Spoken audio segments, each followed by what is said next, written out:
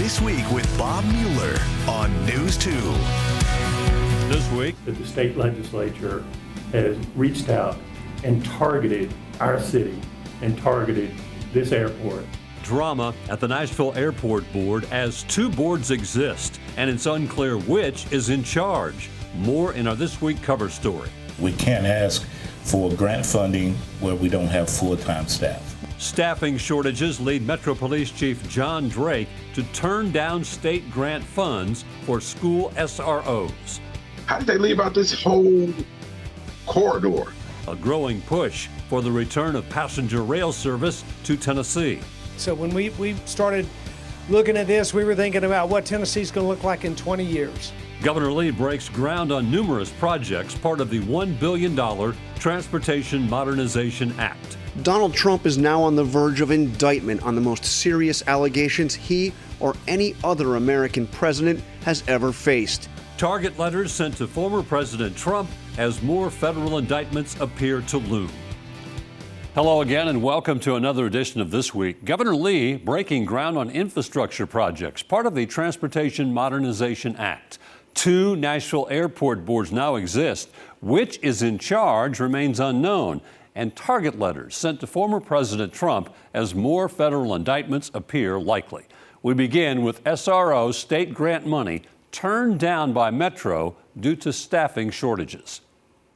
Republicans are confused after Metro Nashville Public Schools did not apply for over $5 million to fund an SRO in every elementary school. Well, I would encourage them to make haste as far as in schools may start here in another few weeks, and that all our children are protected. Metro Nashville's police department says it doesn't have the staffing for the idea. This grant funding would be for full-time SROs. We can't ask for grant funding where we don't have full-time staff. When I reached out to Metro Public Schools, they told me the staffing issue is real, and their problem is law enforcement has to actually fill each SRO position to receive the grant money in the form of reimbursement.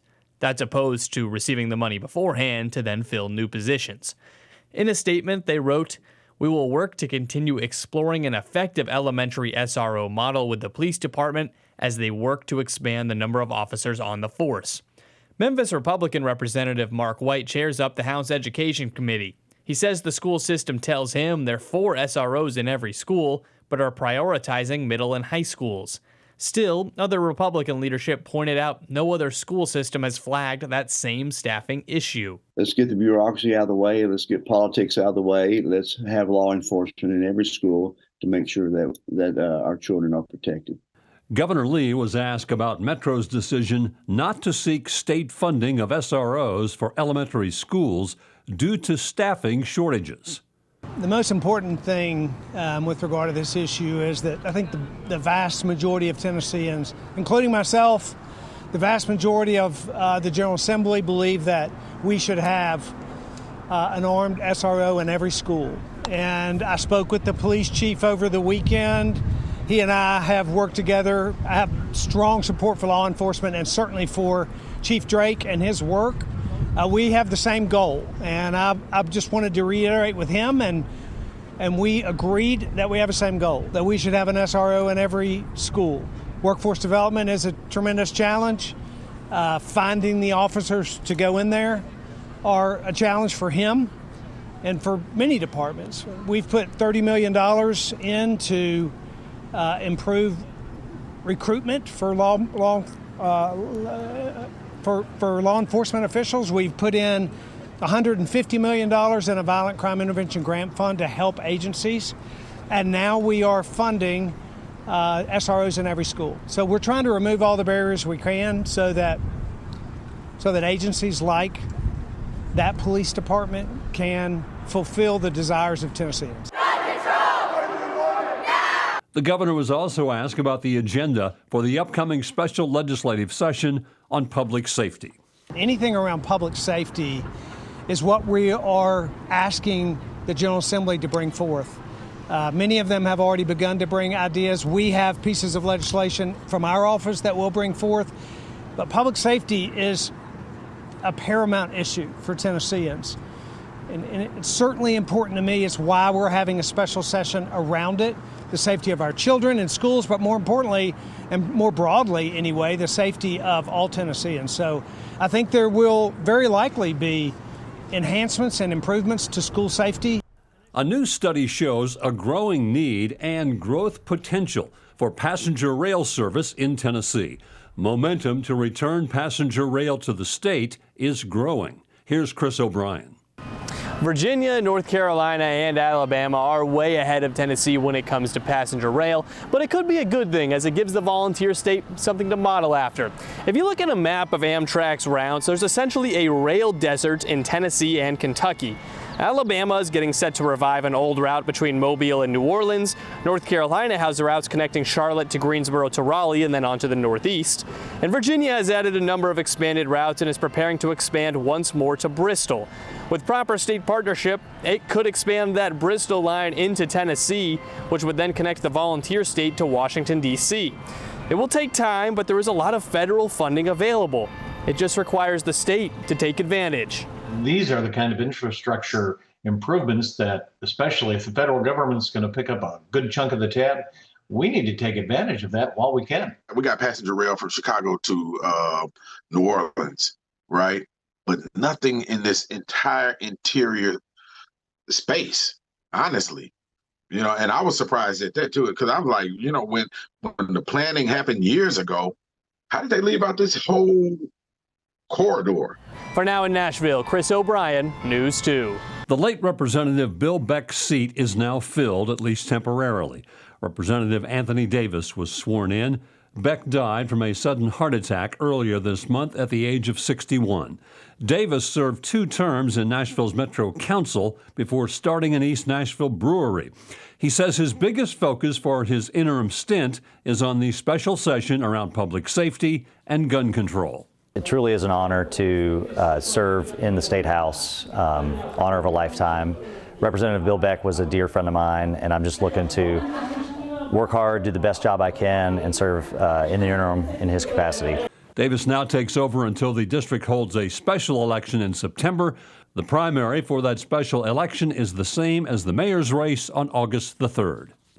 House Republicans say the Biden administration is using energy efficiency to force Americans to give up their gas stoves, dishwashers, and other home appliances.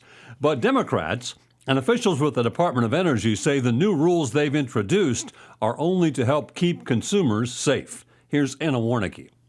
Texas Republican Congressman Pat Fallon says Americans' home appliances are under attack. Gas stoves, light bulbs, dishwashers, clothes dryers, gas furnaces, water heaters, air conditioners, refrigerators. Fallon says the Department of Energy doesn't need to update its standards. We all know that these rules are a solution in search of a problem. The Department of Energy is not proposing any ban on gas stoves. But Dr. Geraldine Richmond with the Department of Energy defended the potential rule changes. What we're talking about today is saving consumers and companies money, protecting the environment, and improving our nation's energy security. Richmond told lawmakers that the new standards would only apply to appliances manufactured 3 years from now. We don't require anyone to change from gas to electric. Ma'am, you don't have to require them if they're not available on the market to buy. There's no requirement. You just can't get it. Thank you very much for limiting our choices. But Pennsylvania Republican Scott Perry says the changes aren't worth it. I'm glad the Department of Energy is saving everybody a bunch of money by forcing them to spend a bunch of money. Missouri Democrat Cori Bush says Republicans are just trying to create a crisis that doesn't exist. Can the Department of Energy go into people's homes or businesses and take away their stoves or any other appliances? No, we're not. In Washington, I'm Anna Warnicki. Now to our This Week cover story. The latest in the power battle between the state and Nashville results in more confusion about who is running the Nashville Airport. State Capitol reporter Chris O'Brien explains. You won't see it in the day-to-day of the airport, at least not yet. Our predecessors would be rolling over in their graves if they had any idea that the state legislature has reached out and targeted our city and targeted this airport and what they're trying to do to take control of this airport. The state legislature passed a law this past session scrambling the Nashville Airport Authority and giving most of its appointing power to state leaders. I think even everybody agrees that B&A is more than just Davidson County now, and so having more representation on there from outside Davidson County with more people making those appointments is not a bad thing. But the FAA refuses to recognize the new board until a July 28th hearing can temporarily decide the law's fate after Metro Nashville filed a lawsuit. They have the right to approve transfers of control. In defiance of the FAA, the new board met on July 1st and held another one Wednesday. At the same time, the old board held their own meeting in a different location. And it's a betrayal of this magnificent legacy to have our own state take control of this excellent airport. So the question is, who's really in charge? The Airport Authority's CEO welcomed the new board while it meets at the airport, but the old board says it has to recognize federal authority, not state law. And it's important that we follow federal regulatory authority. Until that hearing late next week, the chaos continues. In Nashville, Chris O'Brien. Stay with us. This week continues in a moment.